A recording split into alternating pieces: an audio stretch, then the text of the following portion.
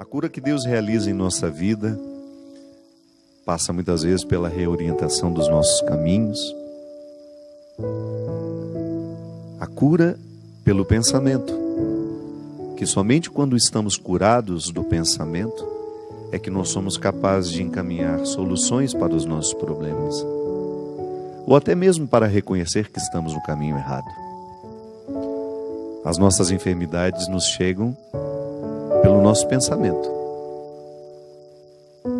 sobretudo nos dias de hoje em que nós pensamos tão mal, porque somos pouco estimulados a um pensamento mais profundo, mais abrangente. Tenho dito isso, você já me ouviu falar tantas vezes. É uma característica da pós-contemporaneidade, pós-modernidade, sei lá que nome nós podemos dar a nós neste momento.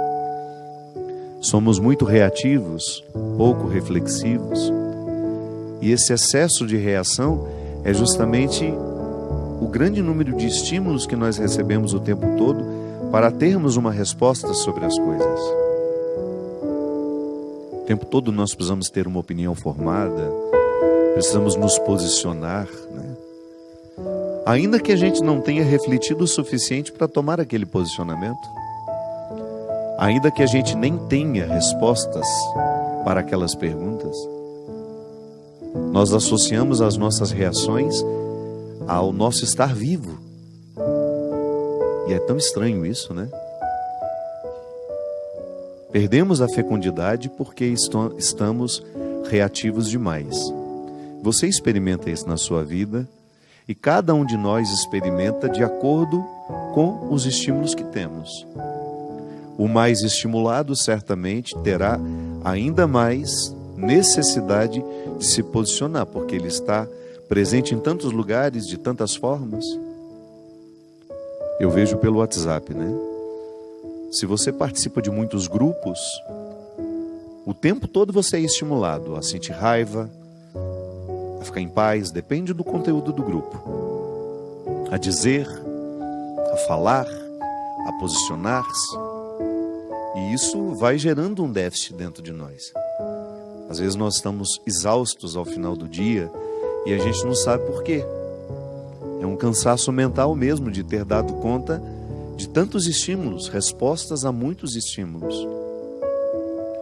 Eu pessoalmente, minha gente, acho que vai ficar cada vez mais difícil nós sermos homens e mulheres fecundos, porque a fecundidade exige o contrário, né?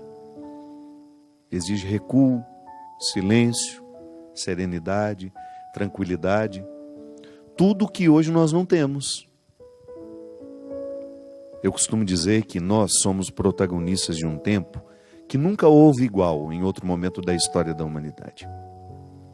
Nós já tivemos muitos fenômenos iguais, parecidos em momentos diferentes da história. Mas isso que hoje nós vivemos, de termos este excesso de comunicação à nossa disposição, esse excesso de informações, nunca na história da humanidade as pessoas foram expostas a isso. Então nós somos protagonistas de um tempo que ainda não foi suficientemente vivido para saber as consequências disso em nós. Estamos estimulados o tempo todo, temos uma facilidade imensa de nos comunicarmos, de nos conectar com outras pessoas. Os nossos filhos já estão nascendo assim. E as consequências nós ainda não vimos, porque nós estamos protagonizando. Ninguém viveu isso antes de nós para a gente saber o que isso causaria.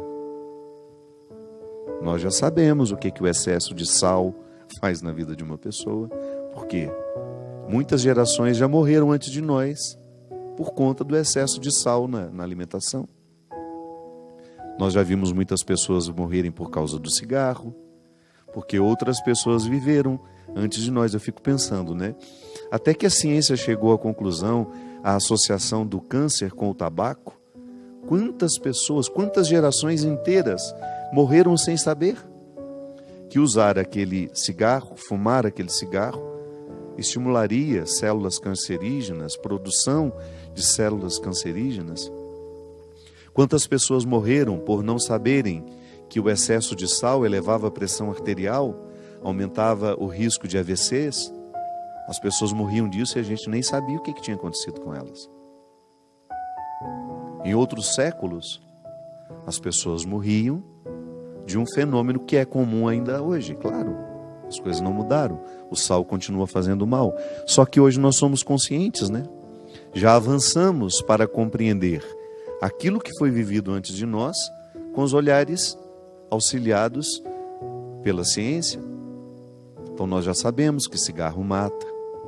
Então se hoje eu acendo um cigarro, eu já acendo consciente do mal que ele me provoca. É por isso que é tão estranho, né? O vício é uma mobilização cerebral que nos faz esquecer dos malefícios daquilo que nós procuramos.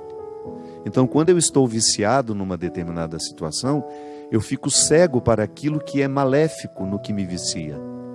É por isso que uma pessoa, mesmo estando consciente de que o cigarro faz mal, ela acende o cigarro mesmo assim.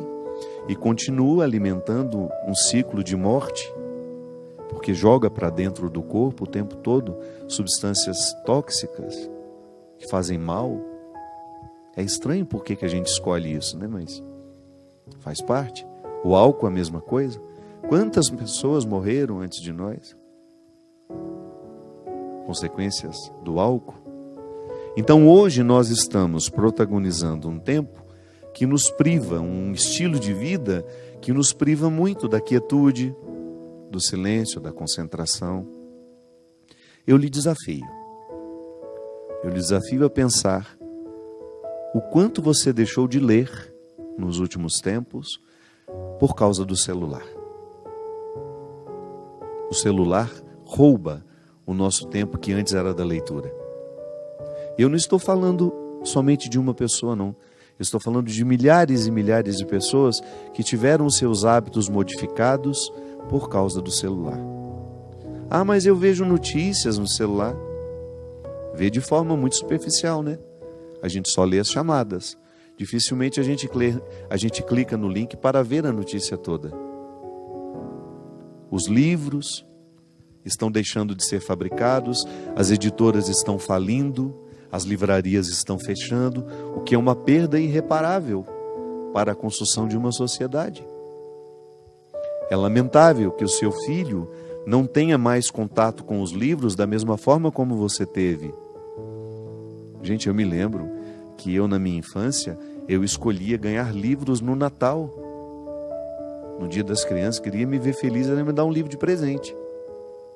Eu fico pensando como deve ser difícil ter um filho hoje que deseje ganhar um livro de presente. Porque nós estamos estimulados a práticas que são diferentes. Não estou dizendo que somos piores ou melhores. Estou apenas dizendo que somos diferentes e que o cultivo desse estilo de vida já está gerando prejuízos em nós que nós já podemos identificar. Uma delas é justamente a incapacidade de refletir sobre aquilo que estamos vivendo. Acho que nunca fomos tão gado, tão mecânicos na condução de nossas vidas como nos dias de hoje. Eu, vida de gado, povo marcado, povo infeliz. Zé Ramalho tem razão. Então hoje, o nosso estilo de vida, quando eu digo que Deus precisa nos curar, porque Deus nos cura de acordo com a doença de cada tempo. Jesus curou muito leproso, que era uma doença muito típica daquela época. Hoje que a gente tem muito menos leprosos. A gente quase nem vê mais a lepra, né? Graças a Deus. Jesus curava enfermidades que eram próprias daquela época. E se hoje, minha gente, nós podemos eleger uma enfermidade que seja comum a todos nós, é justamente a nossa incapacidade de reflexão. É o nosso excesso de dispersão. Eu, como pregador de retiro, e eu não gosto de retiro para muita gente, não. Sempre que vou pregar de retiro, e eu prego por prazer, viu? De vez em quando eu reúno um grupo de pessoas, eu tenho lá o meu centro de espiritualidade, não é um lugar que eu quero que fique cheio, não é um lugar que eu quero gente curiosa para saber como é, não. Eu quero gente de busca, de desejo, de aprofundamento, de vida interior, porque já chega aquilo que na minha vida é dispersão. Então, quando eu vou fazer retiro, eu não vou para pregar retiro para os outros, eu vou porque eu quero fazer também. E vou dizer para vocês, a nossa maior dificuldade, hoje não, porque o nosso público acabou compreendendo qual era a nossa proposta. Mas eu vou dizer uma coisa para vocês, hoje o maior desafio, mesmo estando dentro de uma casa de retiros, com o desejo de viver um recolhimento, e não é de muito tempo não, um dia e meio, 2, porque as pessoas não conseguem mais do que isso. A maior dificuldade que a gente tem é fazer com que essas pessoas se desliguem de seus mundos. E sempre tem uma desculpa, minha gente. Eu preciso notícia dos meus filhos, eu preciso notícia do meu marido, preciso notícia da minha mãe. É impressionante como nós hoje estamos justificados para sermos dispersos. Coisa que em outros tempos não acontecia. Se eu subia a serra para Campos do Jordão para fazer um retiro, eu ia ter o telefone fixo da minha casa e olha lá. Em casa nem telefone fixo tinha. A gente deixava um número de contato, olha, se por acaso acontecer alguma coisa e de fato for necessário falar comigo, liguem. Então a gente tinha um respeito maior pela privacidade do outro, né? Hoje não. Qualquer bobagemzinha a gente quer comunicar o outro, tirar a paz do outro. É impressionante como às vezes eu estou aqui diante de um problema, eu sei que eu posso construir a solução deste problema antes de perturbar uma multidão de pessoas que estão ligadas a mim, mas eu faço questão de esparramar a notícia ruim, eu faço questão de tirar a paz de um monte de gente, por quê? Eu estou viciado em fazer isso. Não é nem mais uma maldade, não. É um comportamento que já não é mais livre. Isso é muito interessante a gente prestar atenção. O meu comportamento, eu o tenho de forma livre ou eu tenho de forma condicionada? O livro, Por Onde For o Teu Passo, Que Lá Esteja o Teu Coração, é uma reflexão justamente sobre isso tudo que eu estou falando com vocês. Na verdade, é um retrato dos nossos dias. O personagem que tem aqui, que conversa com sua consciência, é um pouco de todos nós. E aqui há um momento em que a consciência mostra para ele que nem sempre o nosso jeito de ser é livre. Porque quando é que o meu comportamento é livre? Quando eu estou consciente e diante da consciência que tenho, eu escolho fazer aquilo. Minha gente, o meu comportamento hoje, reativo, ele é muito pouco livre, porque eu estou condicionado a tê-lo. E quanto mais eu o reproduzo, menos livre eu fico para decidir não reproduzi-lo. Volto ao retiro. Então, quando eu tenho um grupo ali de 20 pessoas no máximo para viver 2 dias de retiro comigo, qual é a nossa maior dificuldade?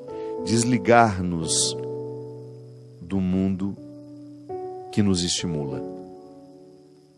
E volto a dizer, sempre justificados. Dá um intervalo entre uma palestra e outra, em vez de sair, contemplar aquela natureza maravilhosa que nós temos, respirar um ar puro, que isso faz falta. Eu, quando subo a Campos do Jordão, que é um dos meus lugares preferidos no mundo, quando eu respiro aquele ar, quando eu olho para aquela, eu esqueci como é que chama, é uma coisinha vermelha que dá nos cascos das árvores. Não sei se aquilo é um fungo, é uma bactéria, líquen. O que é isso, um líquen? É um fungo? Um líquen. Joga aí no Google para a gente saber. Só dá em lugares em que o ar é puro, não é isso? E eu fico tão feliz de ver que tudo lá tem líquen nas árvores. Aí eu respiro profundamente. Por quê? Ali eu estou vivendo todos os rituais que o meu corpo precisa para o desligamento. Tudo aquilo que me cansa. Graças a Deus, o celular não pega. Então, às vezes, as pessoas ficam penduradas na ponta das árvores para ver se elas pegam um sinal. Tamanha ansiedade de saber o que está acontecendo. Nós temos uma pretensão de comandar o mundo que é uma coisa absurda. Nós somos muito prepotentes. A gente sai de casa e a gente acha que a nossa casa vai parar porque a gente saiu dela. Deixa lá seu filho se virar um pouco com seus filhos. Às vezes a casa vai ficar até melhor sem você lá. E quando você voltar, eles vão perceber o quanto você é importante dentro daquele contexto. Deixa as pessoas sentirem um pouco a sua falta. Não insista com a sua presença. Mas nós não estamos livres para não agir assim. Estamos todos muito condicionados. Todos muito condicionados a ter respostas rápidas o tempo todo, a responder porque o outro vai nos enchendo aquela caixa de mensagem, vai enchendo. E você tem um mal-estar, um cansaço que passa justamente pelo excesso de cobrança que você sabe que existe. Minha gente, nós estamos exaustos e essa exaustão passa pela dimensão espiritual. Nós temos vivido muito pouco os rituais que descansam o corpo. Nós vamos para o nosso quarto, o livro fala disso, nós levamos o nosso invasor autorizado, que é o celular, deitamos com ele. Aquele momento que deveria ser dedicado a um livro, acender uma velinha, um cheirinho no quarto, para a gente poder relaxar, tomar um banho com mais consciência daquilo que está acontecendo, da água que nos purifica, do sabonete que tem um cheiro bom para nos ajudar a descansar. Não vivemos nada disso. A mesa há muito tempo deixou de ser um lugar de rito, de encontro, de pessoas que se amam, de pessoas que querem se conhecer. Então nós não estamos tendo nenhum respeito pela ritualidade que nos descansaria, que provocaria um bem-estar em nós. Somos reprodutores, volto a dizer, sem nenhuma liberdade de escolha, porque nós estamos condicionados. Somos seres cada vez mais condicionados a responder desta ou daquela forma. Uma forma que foi ditada por alguém, que não é por nós. Quando precisamos viver a ritualidade que nos descansa, que nos joga para dentro para favorecer uma vida interior, não. Nós ficamos com os nossos joguinhos, os nossos celulares, que são dispersos, que ocupam o lugar de uma leitura, que ocupam o lugar disso, aquilo, e sempre justificados. Respondendo um e-mail, deitamos na cama com aquela luz acesa em cima dos nossos olhos, sempre justificados, volto a dizer. Uma rotina que vai nos brutalizando. Sim, porque nós vamos ficando cada vez mais brutos. Sensibilidade, minha gente, não basta ter, é preciso educá-la. Da mesma forma como se educa o desejo. Você educa o desejo de uma criança. Você educa o paladar de uma criança. Semana passada estava essa discussão boa lá no Twitter. Posso forçar o meu filho a comer uma coisa que ele não gosta? Olha, eu sou da seguinte opinião, que se você sabe que aquele alimento é fundamental para a saúde do seu filho, seria muito bom que ele aprendesse a comê-lo.